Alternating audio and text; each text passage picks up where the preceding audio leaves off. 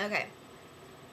Um, I guess what's been really interesting for me in this whole process is I really, have never had a problem believing in health and being an advocate for my own health. And it just amazes me to see the people around me respond to what I'm doing. I was eating a red bell pepper the other day at work, okay? Not anything exotic, totally normal. Everyone knows what a red bell pepper is. I'm just munching on it, just in the break room, cutting it up and eating it. I love bell peppers. And this girl's like, "Are you eating a bell pepper?" And I was like, "Yeah." And she goes on, she's like, "Just a bell pepper. There's no pasta, no salad, you're just eating a bell pepper." I was like, "Yeah, just eating it." And she was just so surprised. She'd never eaten a bell pepper by itself. To her, a bell pepper was like an accessory for some other meal. It wasn't a meal within itself. And then just other people at work. I mean, people are just stupid, actually, is really what I'm getting at. And I mean, I don't mean that in an insulting way, but okay, I mean, there's no other way to take it. People are just not very bright, and I think people take things for granted. Like, I was talking to this girl about cooked foods and raw foods, and she was like, "Well, I just think, raw foods are a fad." And I was like, maybe the way that it's presented in the media could be kind of faddish, or people's response to it. But, I mean, the truth is, like, that's where we all got started. And I said, listen, like, fire's only been around for, like, so long. Like, people have only been drinking milk for so long. Like, all that stuff, takes a toll on our bodies. And if you believe in some form of evolution, you know, then, once something brand new like that is introduced into your system, it could take thousands and thousands of years for our bodies to adapt to processing that kind of stuff. And this girl just looked at me like I was just totally retarded. Like, "We've only had fire for so long? Like, what? We've had fire forever?" Well, I'm sorry. Someone had to figure out where fire came from and figure out how to cook their food.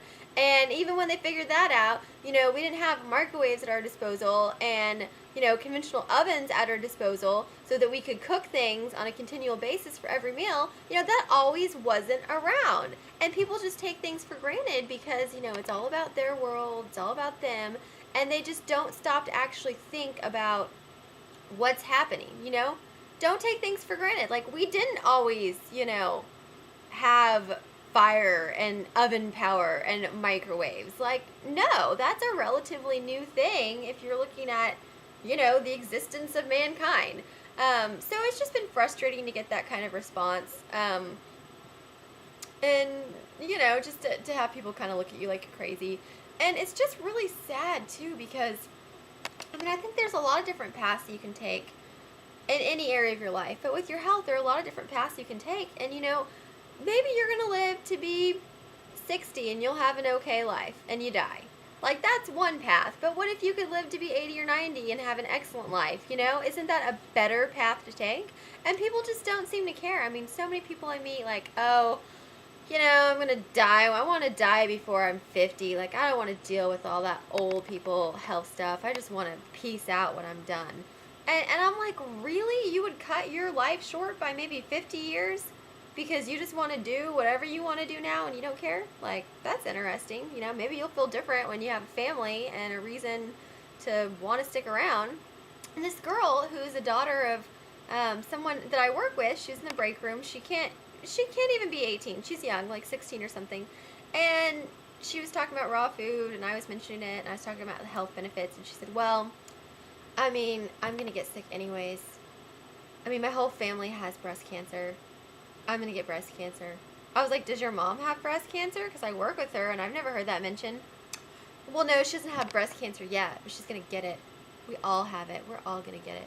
And then she mentioned that she's going to get this other thing. I forget what it's called, like eczema or something. I was like, "Well, what's that?" And she said, "It's when you get holes in your lungs from smoking. My whole family has it." Well, does your whole family smoke? Well, my mom smokes. I mean, I don't smoke, but I'm around it all the time, and I go to punk rock shows, and there's smoke all over there, so, secondhand smoke kills, so whatever. I'm like, wow, you just totally sucked the life out of me. So I guess it's just really interesting to have this kind of heightened awareness of how people think about this, because, by eating the way I'm eating, I'm drawing attention to myself. Not intentionally, but obviously people kind of notice things. Or when they're offering me cheeseburgers or whatever, I'm like, first of all, I'm vegetarian. Second of all, I can't eat that it's cooked.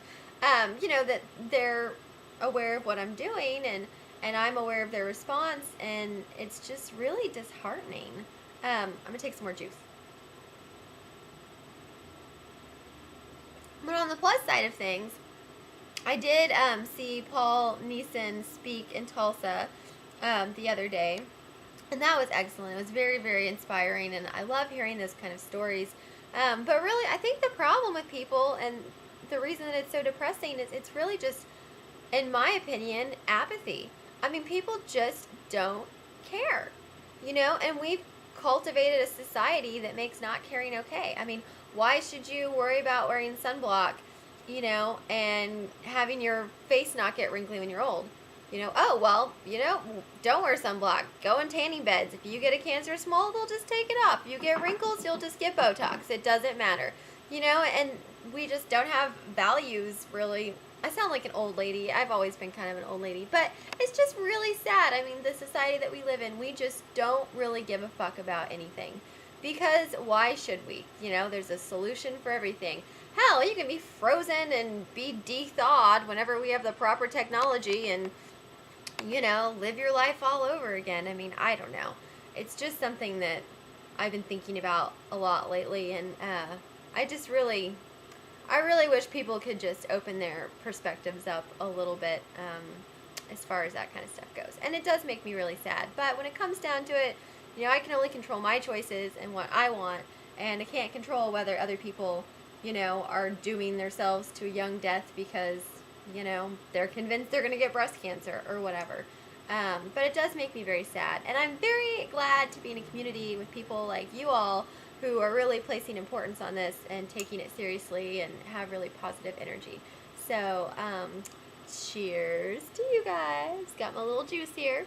And I hope everyone has a great day. And I wish you guys could see my cats. I'm kind of a crazy cat lady. I don't know, I might go over and grab them. This video is 17 minutes long. Okay, we'll do the cats in the next video. Does that sound good?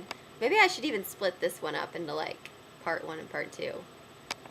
Are you guys going to watch it for 17 minutes?